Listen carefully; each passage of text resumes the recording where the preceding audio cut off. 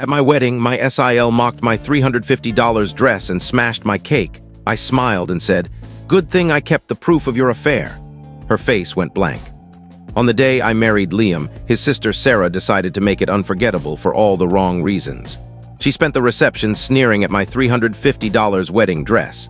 Then, with a smug little smirk, plunged both hands into our 4-tier cake and dragged frosting across the table like a toddler in a tantrum. I looked straight at her, smiled the sweetest smile I could muster, and said loud enough for the nearby tables to hear, "Funny you mention accidents, Sarah, because I happen to have rock-solid proof of yours." The color drained from her face so fast I thought she might faint. Sarah had hated me from the first moment Liam introduced us 3 years earlier. When he proudly said, "This is Bella, the woman I'm going to marry," Sarah looked me up and down and replied, "Huh, you're not quite what I pictured." Translation: I wasn't rich, connected, or useful to the family image she was desperately trying to polish.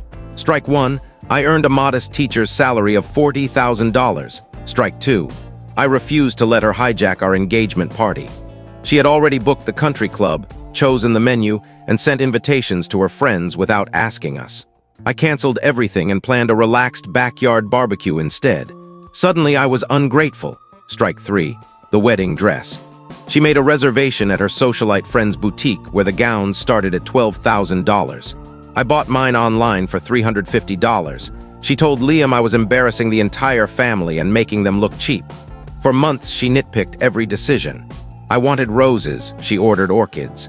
I booked a DJ, she reserved a string quartet. I chose a photographer I loved. She tried to replace him with someone respectable. Liam backed me every time, which only made her angrier. A week before the wedding, she cornered us at a family dinner. "Have you considered postponing?" she asked with fake concern. "There's still time to do this properly." I told her everything was already perfect. She laughed. "Perfect. A church basement reception with grocery store flowers and a nobody baker."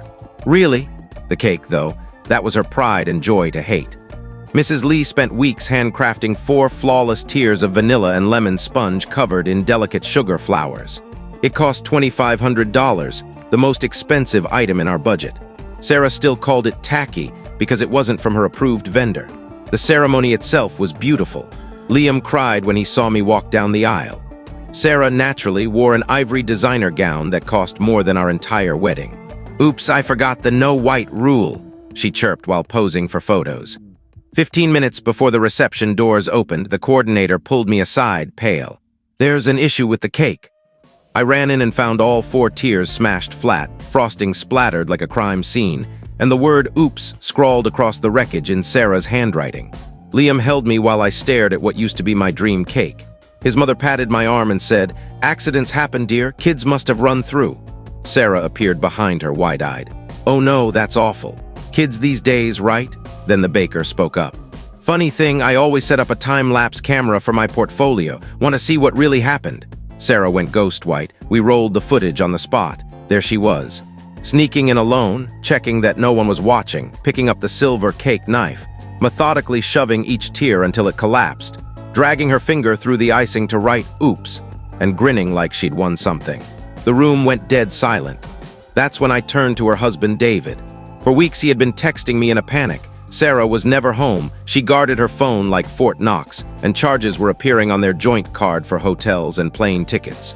That very morning, while Sarah was getting ready, her phone lit up with a message from Carlos. "Can't wait to see you next week while David's away." I'd kept quiet, until now. "David," I said calmly, "you might want to check why your wife was late to the ceremony today." He took her phone.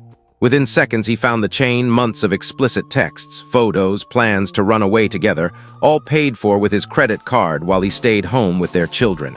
He read one message aloud in a hollow voice. "I love him more than my husband. Carlos actually makes me feel alive." Sarah tried to grab the phone. Liam blocked her. 60 guests watched in stunned silence as her marriage detonated in real time. I thought exposing her would feel triumphant. It didn't. Watching David shake, watching their kids realize something was terribly wrong, it felt heavy, not sweet. We still managed to salvage dinner and dancing, but the joy was gone. Sarah spent the rest of the night sobbing in a corner while guests whispered and filmed on their phones. Liam and I escaped to our hotel suite, ordered no champagne, and talked about his crumbling family until sunrise instead of celebrating our first night as husband and wife. The fallout was brutal and endless. The next morning, Sarah showed up screaming at David's brother's house, where David had taken the kids. Police were called. Our 4-hour flight to our long-delayed honeymoon was postponed again so Liam could mediate. We finally made it to Cancun, but every day brought new calls. His mother begging him to force David to forgive Sarah. Sarah crying that Carlos had ghosted her the moment the affair went public, relatives taking sides in group chats. One aunt even called me vindictive for not handling it quietly. David filed for divorce citing adultery and requested full custody, using the cake-smashing security footage as evidence of Sarah's character. His lawyer subpoenaed me. Sarah's lawyer accused me of orchestrating a public execution out of spite. I testified calmly, showed the footage again, handed over the text messages. The judge looked ill. At one point during a recess, Sarah cornered me in the courthouse bathroom, slapped me across the face, and screamed that I'd ruined her life. Security escorted her out. The judge added assault to the file. David got primary custody. Sarah got supervised visitation every other weekend. For months, Liam's mother blamed me, showed up at our apartment uninvited, demanded I fix things for the sake of the children. Liam finally drew the line. Respect his wife or lose him. She chose distance. Sarah lost friends, clients, her reputation. She tried to corner me at my school, begging me to convince David to give her more time with the kids. Security removed her. Eventually, she started real therapy, not just court-ordered evaluations.